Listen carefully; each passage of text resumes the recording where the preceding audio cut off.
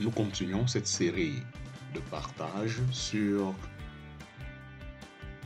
le charisme, les charismatiques et les évangéliques. Nous sommes à la quatrième partie. La quatrième partie, c'est l'initiation.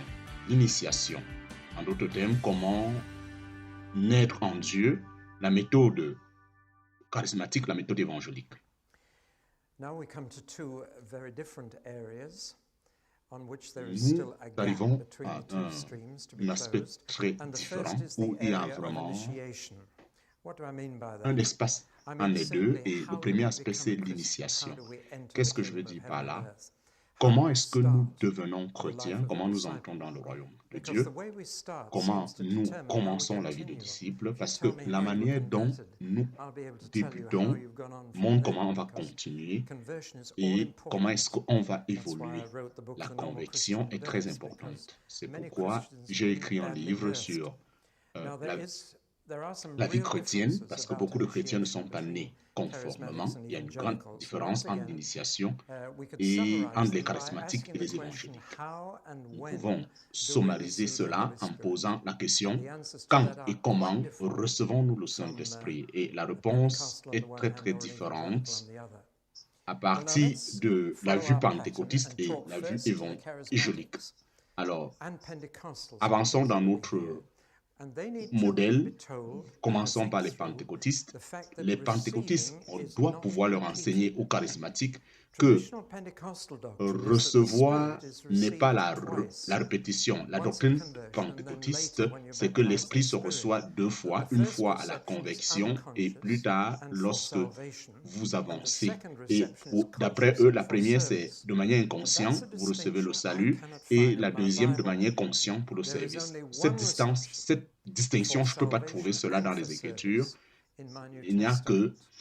The une réception disciples in the pour le early salut church et pour le received the service. Spirit once. Et les disciples And to et call it a les second premiers blessing frères, l'Église ont is to reçu use l'Esprit une unbiblical fois, language et and to appeler ça use une unbiblical seconde thinking. bénédiction, c'est utiliser un It langage divides non Christians biblique into pour first and introduire quelque second chose qui n'est pas class biblique. Christians Et if you're cela not divise careful, les and chrétiens produces a entre kind of première classe et deuxième elitism. classe si vous ne faites pas Well, attention. you've only Et received ceci once, I've received produit ce twice. que nous appelons Sometimes this ceux qui ont doctrine of reçu une two fois, ceux qui n'ont receptions pas is reçu. based on Quelquefois, John cette chapter 20 doctrine verse de 22, where recevoir deux Jesus fois breathed est on the basée sur disciples Jean and said, chapitre 20, receive the Holy où Spirit. Jésus-Christ a soufflé sur That les was disciples et il a dit: considerably recevez le before the day of Saint-Esprit. Pentecost. So Et ceci some était have argued from that considérablement that après there la are two Pentecôte. receptions. The Certains ont disciples argumenté à received in the partir de upper là room qu'on on doit the first Easter recevoir, les Sunday disciples and ont then reçu à la received chambre haute. again Ça, on the day of c'était le premier Pentecost. So they dimanche. had a Et first and après, second ils ont reception. encore reçu I le don't jour think de la John Pentecôte. Donc, il y a eu une supports première et une that. When deuxième you look réception. carefully into Je ne John, pense first pas of all, que Thomas Jean wasn't there. supporte cela, So l'apôtre. when did he Quand vous receive it if lisez he didn't? Jean, Thomas n'était pas The là first lorsque time. ça s'est But passé, lorsqu'ils ont secondly, reçu nothing happened on la that première occasion. fois, mais There is deuxièmement, no record of rien them ne s'est receiving passé à cette anything. occasion. It Il n'y says a Christ went aucun down and he écrit blew on expliquant each qu'ils of ont them. reçu quelque chose. La Bible dit que Christ est venu, il a And soufflé then sur eux commanded them, now receive.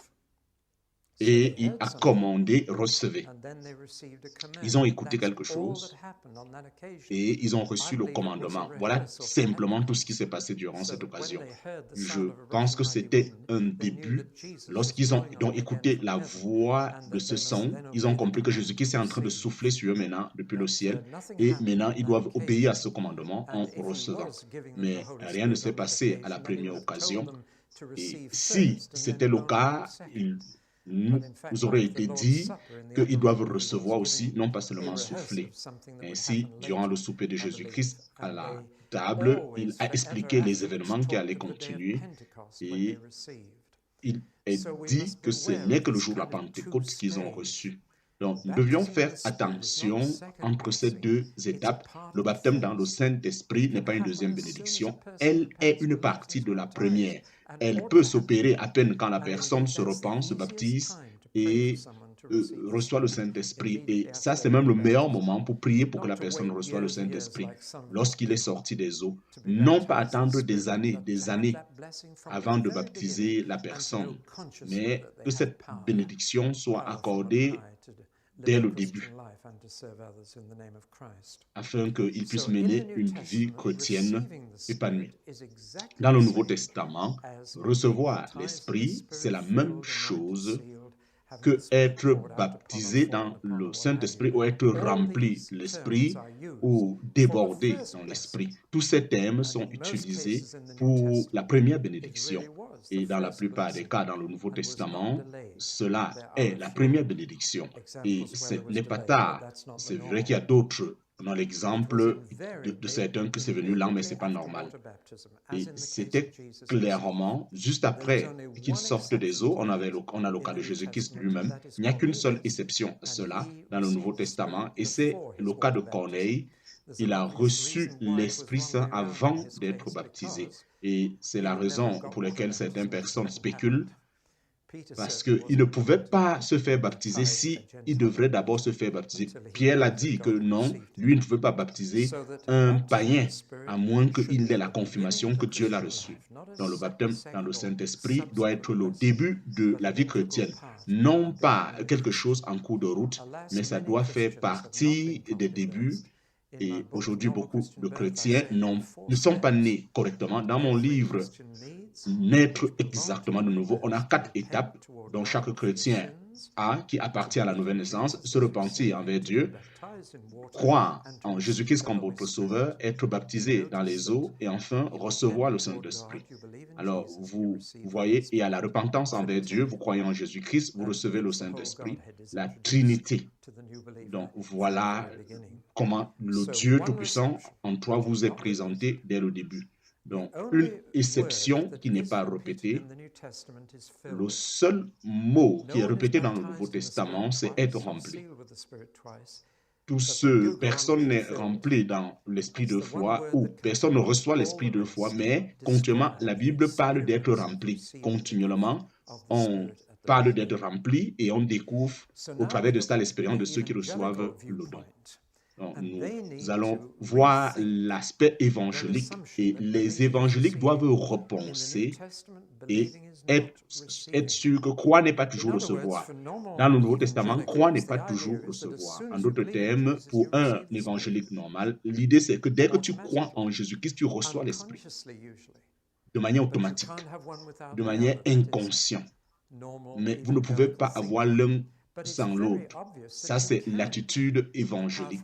Mais vraiment, on ne peut pas toujours déclarer que ceux qui croient de manière automatique. D'où pourquoi Paul pose la question aux Éphésiens: avez-vous reçu lorsque vous avez cru? Ça veut dire que dans le cœur de Paul, c'était 2 choses différentes qui doivent s'opérer ensemble, mais toujours ça ne s'opère pas ensemble. Il y a une distinction entre les deux selon le temps. Donc, nous devions voir une fois de plus, ce que les évangéliques ont fait, c'est prendre, croire en Jésus-Christ, recevoir l'Esprit. Ils ont uni ça et c'est devenu un, et ils appellent ça recevoir Jésus. Et voilà comment la plupart des évangéliques prêchent.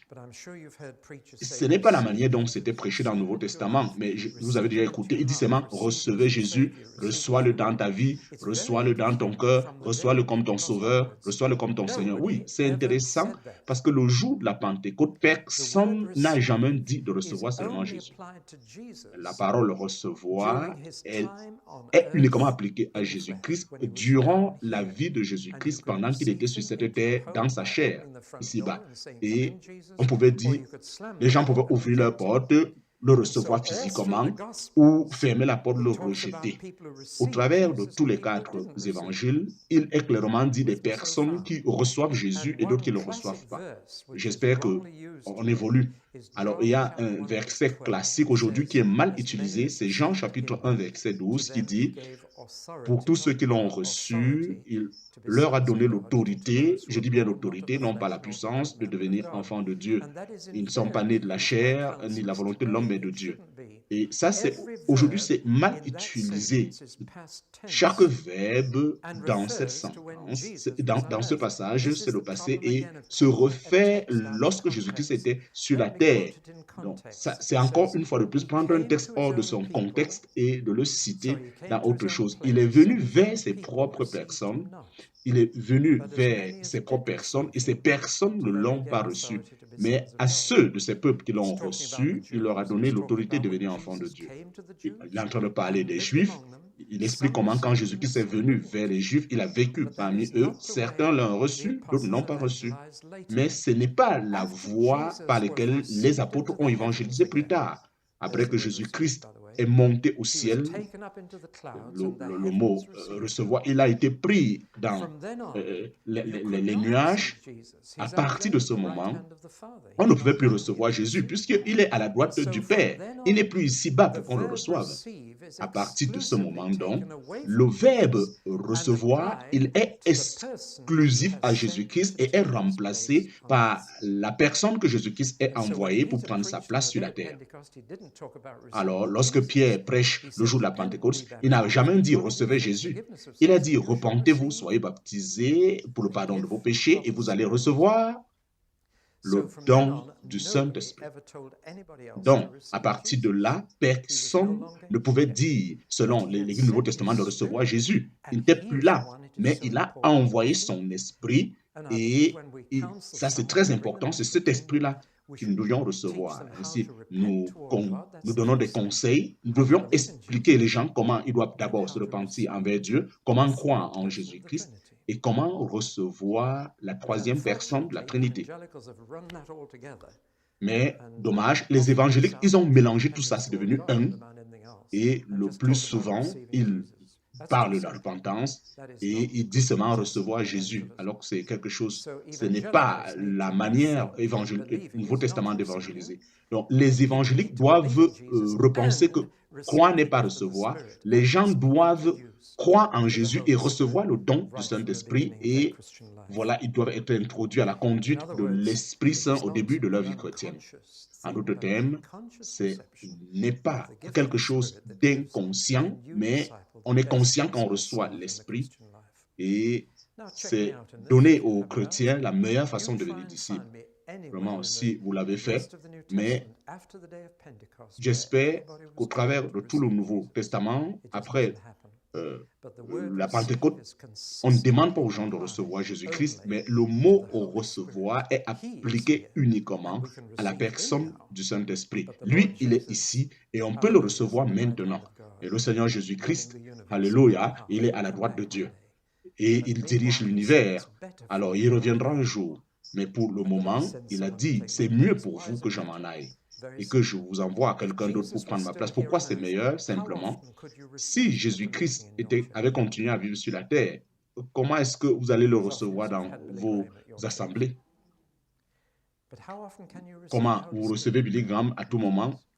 Comment est-ce que vous auriez reçu le Saint-Esprit dans vos assemblées? À chaque fois, Jésus-Christ a dit, c'est mieux que je m'en aille. Et Jésus-Christ, dans son corps, il était là et il reviendra dans son corps glorifié, alors que son esprit peut être partout. Donc, c'est mieux.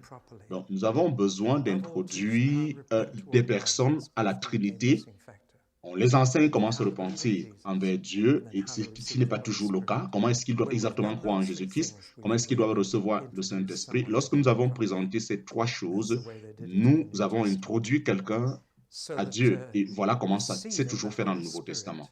Donc, recevoir le Saint-Esprit, ce n'est pas identique dans le Nouveau Testament par rapport à la foi, la repentance. Les trois là sont distincts et ça devait être expliqué clairement. Et par-dessus tout, recevoir n'a jamais été passif, mais ça a toujours été actif. Donc, je dis, recevoir le don de l'esprit, c'est quelque chose d'actif. Un jour, je prêchais, j'ai mis un petit gâteau sur le pupitre et j'ai dit, c'est pour le premier enfant qui va venir prendre ce gâteau. Et j'ai continué de prêcher. Et chaque enfant, tous leurs yeux focalisaient ce gâteau. Et finalement, il y a un jeune qui a couru parmi tout le monde et il est arrivé au pupitre, il a récupéré ce gâteau, il mangeait même avant de quitter le pupitre. Et tous les autres enfants l'ont haï. Vous pouvez voir la haine et l'envie dans tous les autres cœurs des enfants. Ils avaient tous l'opportunité. Vous voyez, recevoir le don, elle est active, elle n'est pas passive. Et tous ces enfants pouvaient dire, je suis en train d'attendre que Dieu, dans sa puissance et dans sa souveraineté, travaille. Mais se déplacer, c'est une part de ceux qui croient. Vous savez, le jour de la Pentecôte, ils ont été tous remplis de l'Esprit et eux, ils ont commencé à parler en langue. Ce n'est pas le Saint-Esprit qui parlait, c'est eux qui parlaient. Et le plus souvent, les gens de manière passive attendent que les choses arrivent. Et on a besoin de cette foi active qui avance pour prendre de ce que Dieu nous a donné. Cela, on doit avoir cette attitude. Donc, ça, c'est l'aspect de l'initiation. Et vraiment, j'espère que le temps est bien managé. Je peux évoluer au prochain aspect, les tongues, les langues. Vraiment, les langues, c'est comme si c'est du bavardage. Le mot grec, il est très simple. Le mot grec, c'est glossolalia. Alors, il est traduit dans le Nouveau Testament comme la langue, comme les langues. Donc, c'est des personnes qui ont fait des expériences et parlé des langues, n'est-ce pas, meilleur? C'est ce qui est. C'est des langues. Après tout, Dieu n'est pas un anglophone, le savez-vous? Pour Dieu, ce n'est pas toujours quelque chose d'aisé, parce que Dieu est celui-là qui a inventé toutes les langues. À la tour de Babel, il a divisé à la tour de Babel, mais pour une raison négative à la tour de Babel, il a divisé, mais plus tard, il a fait la même chose pour unir les gens. C'est intéressant. Dieu a donné les langues. On a au moins 6000 langues sur la terre. Je ne sais pas les différentes langues que les anges parlent.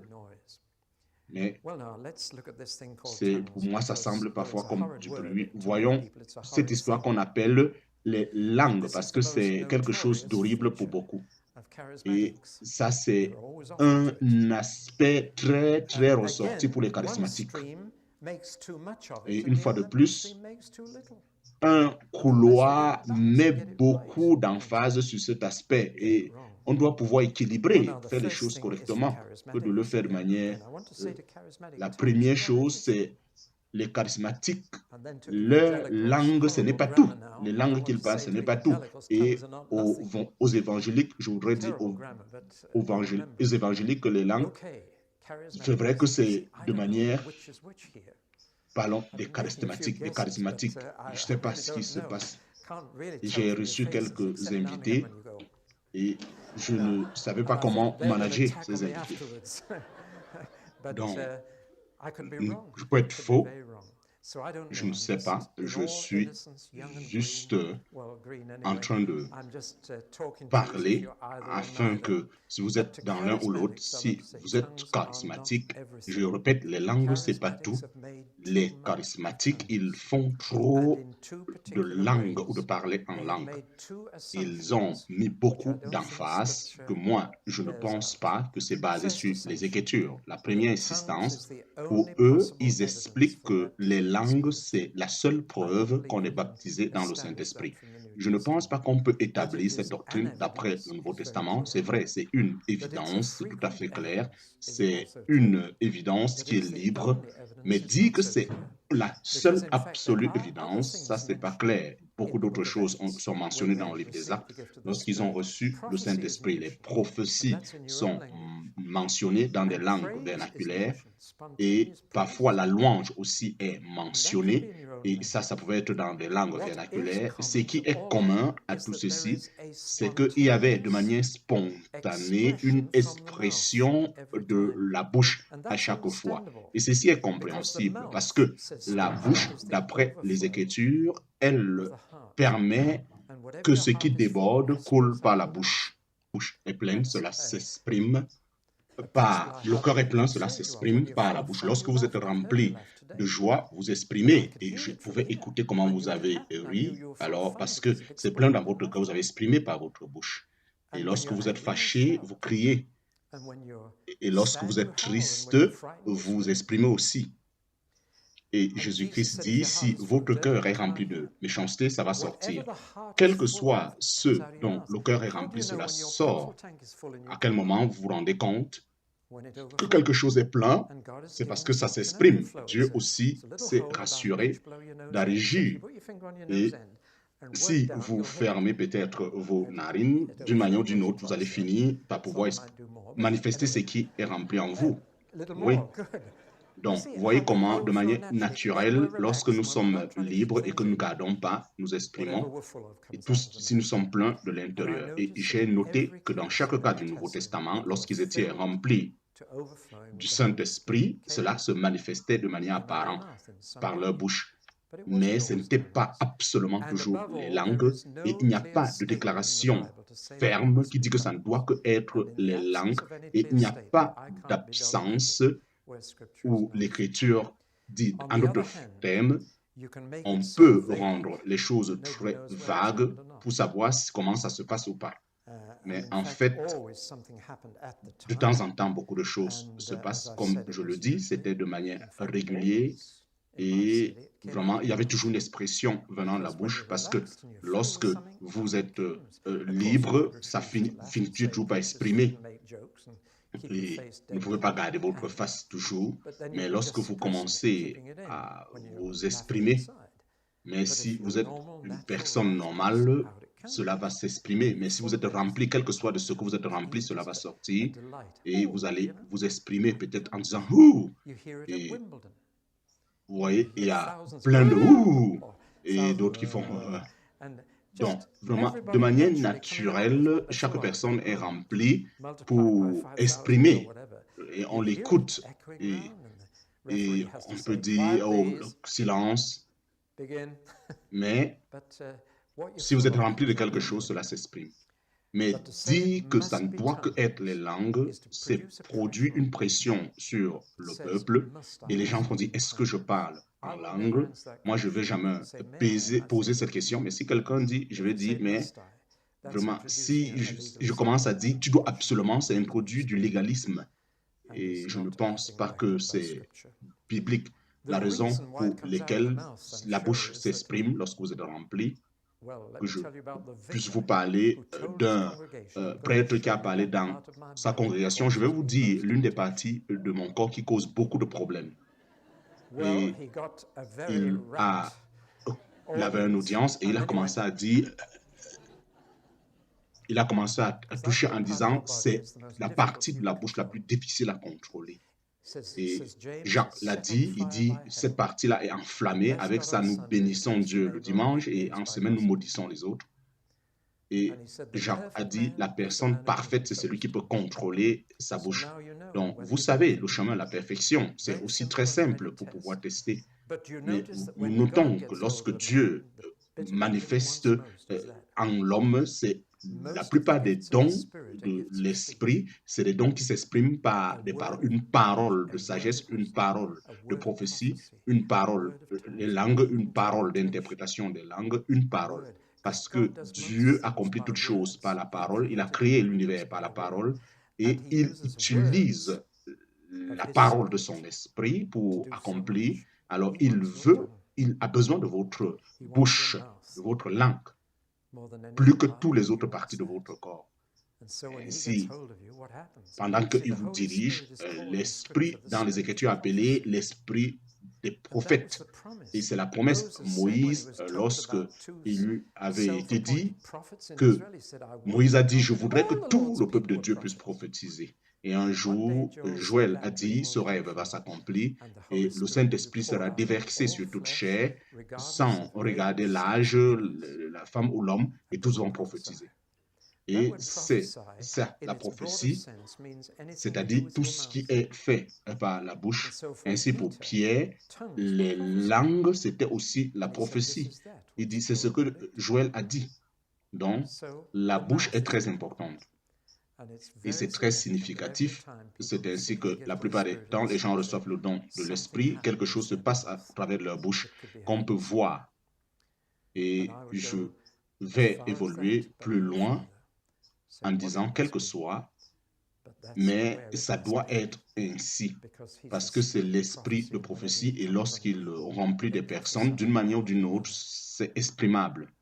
Et ils peuvent être relax, mais beaucoup de personnes essayent de pouvoir ne pas être simple. Est-ce que tu peux prier pour moi pour que je reçoive le don du Saint-Esprit? Et vraiment, et j'ai souvent l'habitude de prier pour eux et je leur dis, bon, tu me permettras de savoir ce qui se passait parce que tu ne peux pas dire ce qui ne s'est pas passé.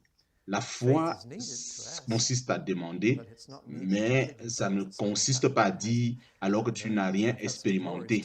Et le plus souvent, le téléphone sonne alors que la personne, il était dans sa voiture et simplement librement. Et les choses ont commencé et il a été rempli.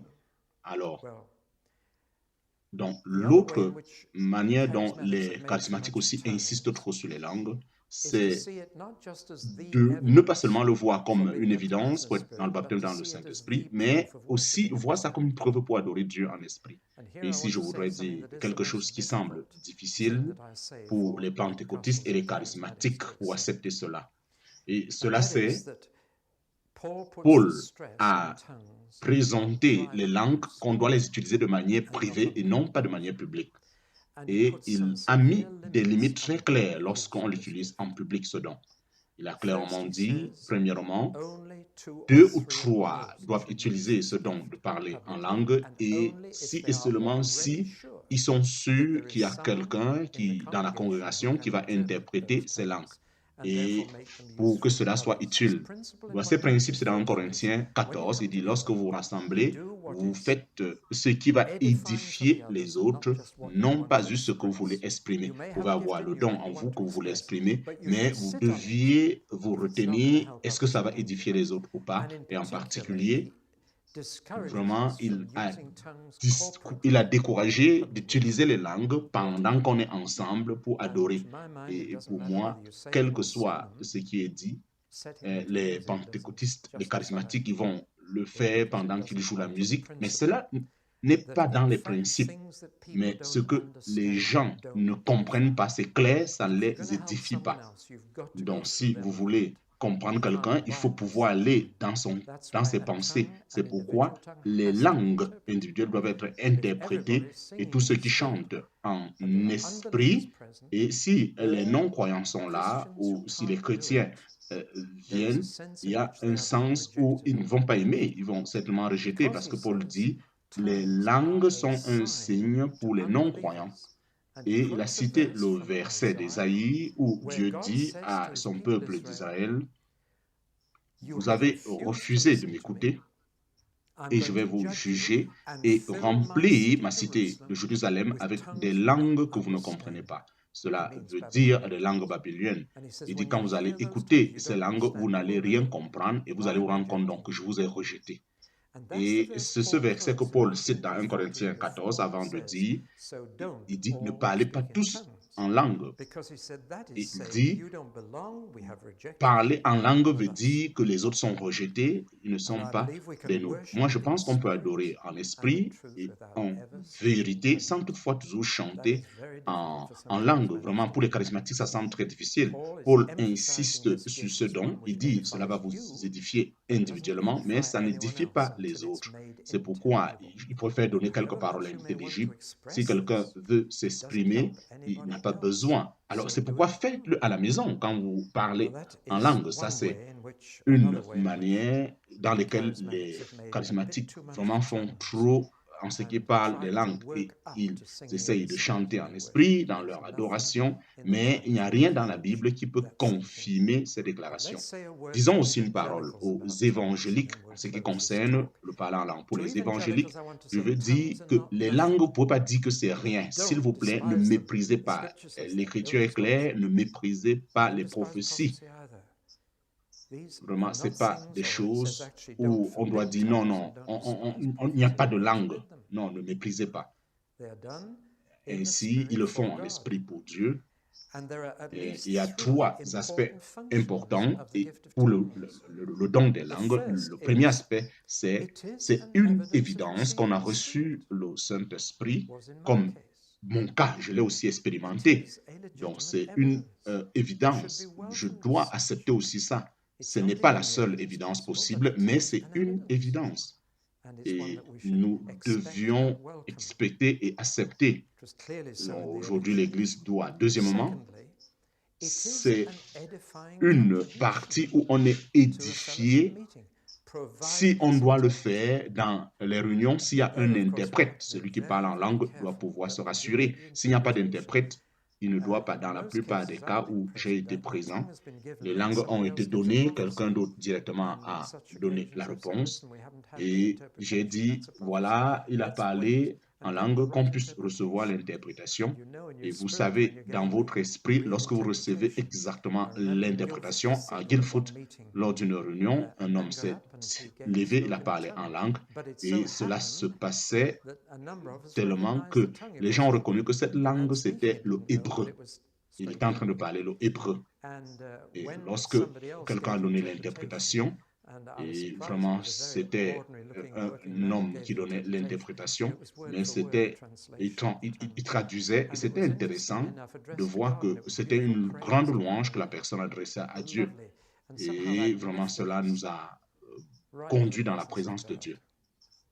C'est quelque chose qu'il faut donner la valeur, il ne faut pas mépriser, mais ne donnez pas trop de valeur. Le troisième aspect, c'est un chemin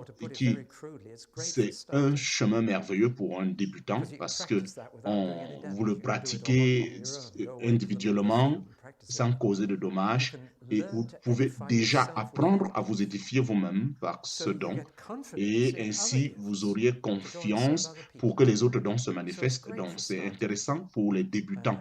Donc ne méprisez pas ce don de parler en langue, bon pour un début, parce que lorsque vous commencez à exprimer une langue que vous n'avez jamais parlé, vous vous rendez compte que je peux faire ce que je ne peux pas faire. Donc, en esprit, je suis capable de faire de nouvelles choses. Donc, c'est un don qui permet de commencer. Mais c'est mauvais si on interdit. Mais on doit désirer obtenir d'autres dons. On doit désirer obtenir d'autres dons. Ne pas seulement s'arrêter sur ce seul don.